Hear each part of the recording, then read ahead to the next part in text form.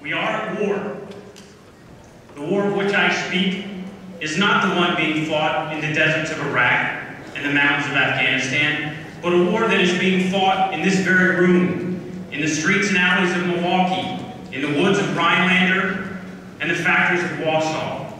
It is the war of two futures. In one future, we have been defeated.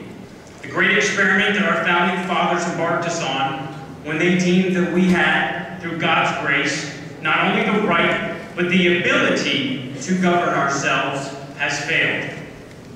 In this future, we in Wisconsin watched as both the forms and the functions of the state grew, and with it, our dependency for all the elements that sustain us in our daily lives, our jobs, our education, our health care, and our retirement.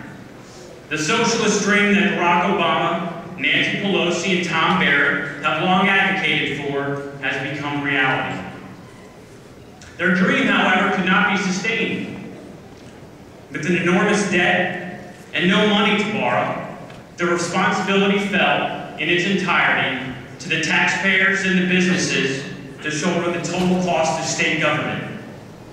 The streets of Appleton and Peshtigo and Portage soon resemble scenes we have watched recently in Greece, as a people who became reliant on the state rather than themselves have been told, at long last, there is no more money.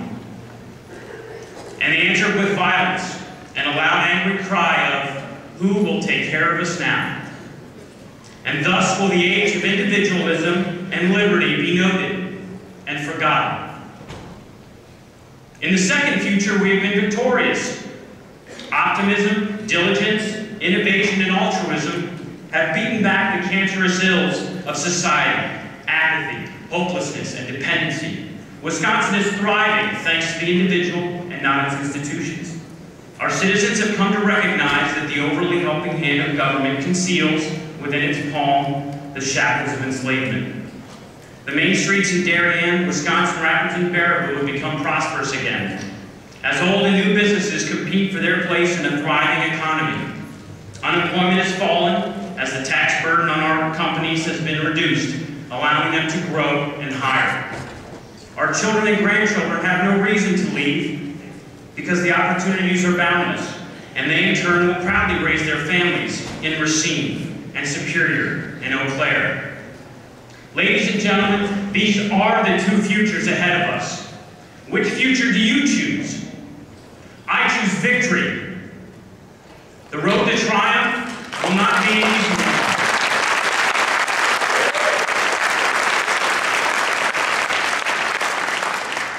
The first and greatest battle that we will face will be to awaken those in society who have become inexcusably silent, who have become disenfranchised, disillusioned, and apathetic. We must awaken them through deeds and not words.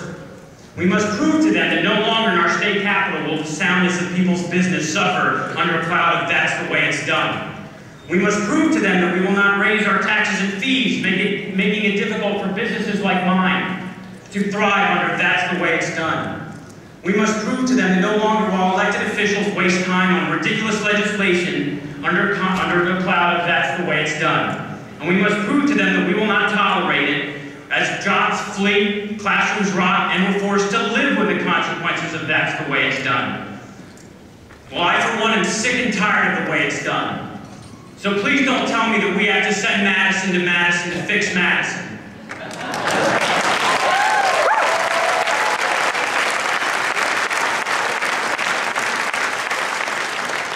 The time for incremental progress and safe choices is over, and we must remember our proud Republican heritage.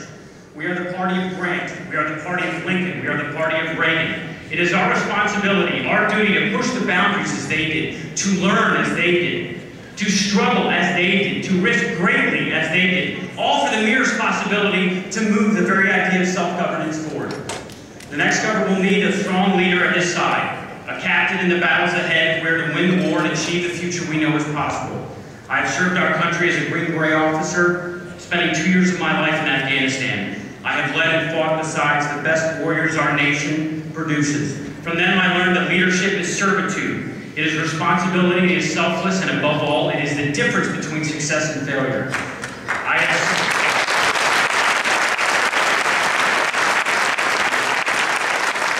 seen examples of courage, sacrifice, and leadership on the battlefield. It is time I see them in state government. I have led in the Army, I have led in business, and I humbly ask for the honor of continuing that service to you as your next Lieutenant Governor. And I give you my word, I will fight every day in the trenches of bureaucracy for the salvation of this great state. Join me in this campaign, honor me in your support. God bless Wisconsin, God bless America. Thank you very much.